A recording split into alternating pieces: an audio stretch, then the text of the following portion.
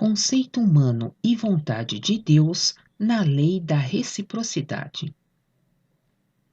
Quando se deve falar em conceito humano e em concepção humana, a que também se acha ligada à justiça terrena, não se deve esperar que isso equivalha à justiça divina ou que sequer se lhe aproxime. Pelo contrário, deve-se infelizmente dizer que na maior parte dos casos existe até uma diferença tão grande como o céu.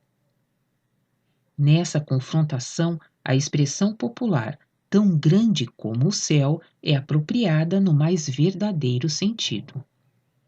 Essa diferença poderia ser explicada muitas vezes em face do raciocínio da humanidade, limitado ao espaço e ao tempo, o qual, em sua estreiteza, não consegue reconhecer o errado propriamente e separá-lo do certo, uma vez que isso raramente é reconhecível de modo claro por exterioridades, mas se encontra pura e simplesmente no mais íntimo de cada pessoa, para cujo julgamento rígidos parágrafos de lei e sabedoria escolar não bastam.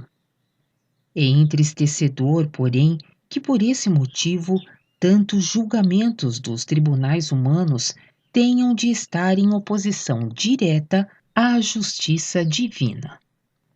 Não é o caso de se falar dos tempos da Idade Média, nem das épocas tristes das torturas angustiosas, bem como das chamadas cremações de bruxas e de outros crimes da justiça. Tampouco devem ser mencionadas as inúmeras cremações, torturas e assassínios que entram no débito das comunidades religiosas, devendo, em seus efeitos recíprocos, atingir os praticantes de modo duplamente pavoroso, porque abusaram aí do nome do Deus perfeito, cometendo em seu nome todos aqueles crimes como supostamente agradáveis a ele, e com isso cunhando-o perante os seres humanos como responsável por aquilo. Abusos e barbaridades que não deveriam ser esquecidos tão depressa, mas que devia se fazer voltar à memória como advertência, sempre de novo, também nos julgamentos de hoje, principalmente porque os que outrora assim agiam cometiam tais incongruências, aparentando a melhor boa-fé e o mais pleno direito. Muito mudou. Contudo, virá o tempo, evidentemente, em que se voltará o olhar com semelhante horror para a justiça atual, como nós hoje encaramos os tempos acima citados, os quais, segundo o nosso atual reconhecimento, encerram tanta injustiça. Esse é o curso do mundo e um certo progresso. Olhando-se mais profundamente, porém, o aparentemente grande progresso entre o tempo de outrora e o de hoje se encontra apenas nas formas externas. O poder absoluto de um só, profundamente incisivo na existência inteira de tantas pessoas na Terra, continua frequentemente ainda o mesmo, sem a responsabilidade pessoal daquele. Também não mudaram muito os seres humanos, nem os motivos de suas ações. E onde a vida interior ainda é a mesma, iguais são também os efeitos recíprocos que trazem em si o juízo divino. Se a humanidade subitamente se tornasse vidente a tal respeito, a consequência somente poderia ser um único grito de desespero. Um horror que se estenderia sobre todos os povos.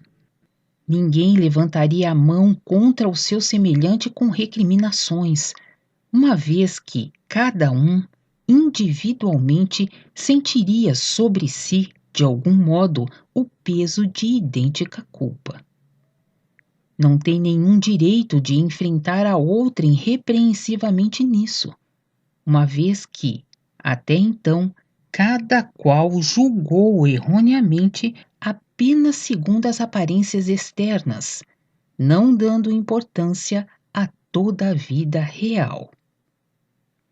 Muitos se desesperariam consigo mesmos no primeiro facho de luz, se este pudesse penetrar neles sem estarem preparados, ao passo que outros, que até agora jamais se deram tempo para refletir, deveriam intuir incomensurável exasperação por haverem dormido durante tanto tempo.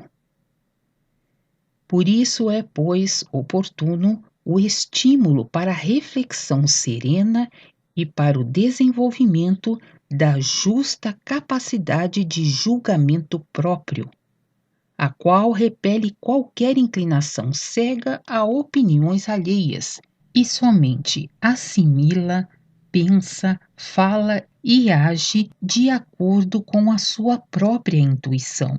Jamais o ser humano deve esquecer-se de que ele, completamente só, terá de responder por tudo aquilo que ele intui, pensa e faz, mesmo que o tenha aceito de outrem de modo incondicional. Feliz daquele que alcança essa altura, indo ao encontro de cada parecer de modo criterioso para então agir segundo suas próprias intuições.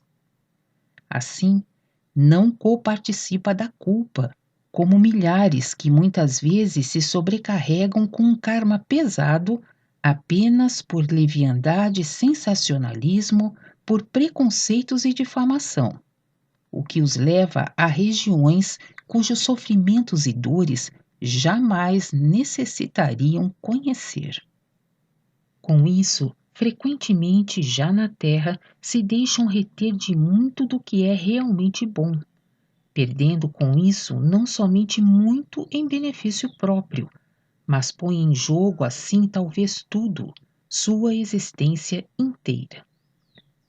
Assim foi com o ódio inflamado e insensato contra Jesus de Nazaré, cujo motivo propriamente apenas poucos dos malévolos vociferadores conheciam, ao passo que os demais se entregavam simplesmente a uma fúria totalmente ignorante e cega, gritando em conjunto, sem que jamais tivessem pessoalmente estado em contato com Jesus.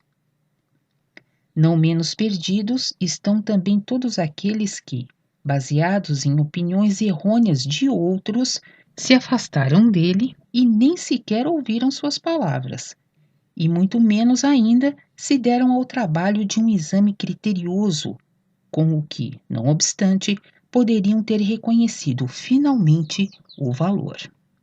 Somente assim pôde amadurecer a desvairada tragédia que colocou sob acusação de blasfêmia exatamente o Filho de Deus, levando-o à cruz.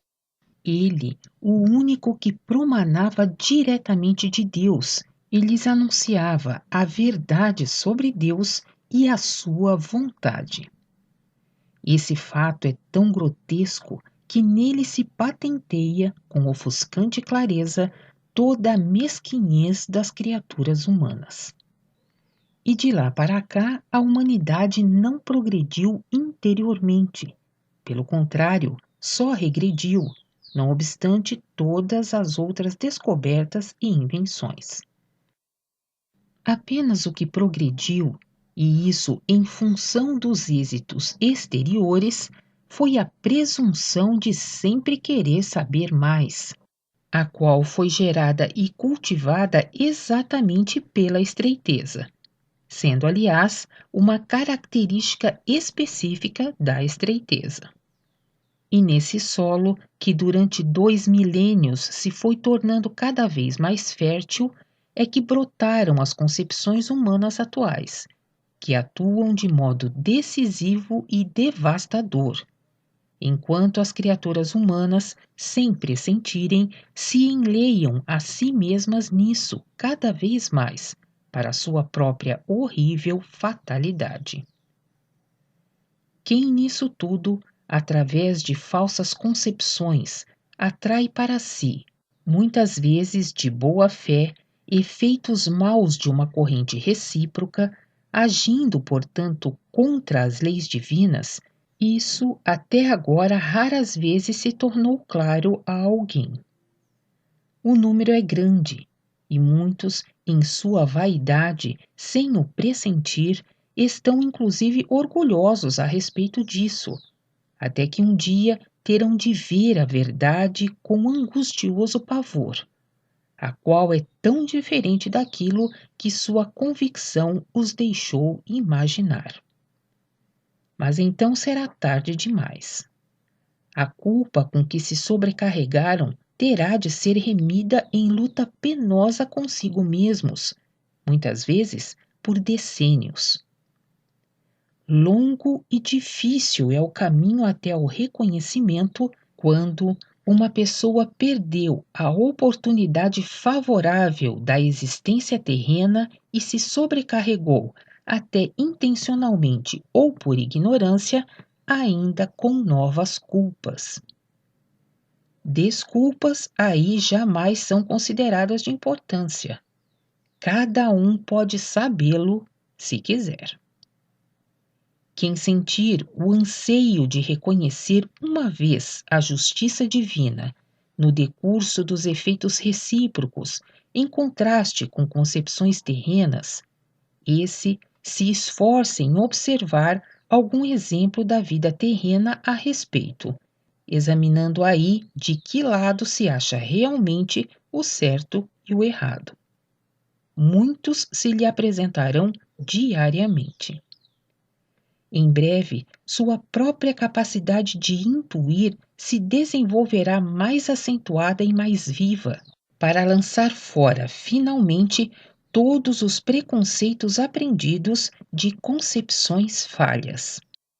Surge assim uma intuição de justiça que pode confiar em si mesmo, porque no reconhecer de todos os efeitos recíprocos, acolhe a vontade de Deus, nela está e atua.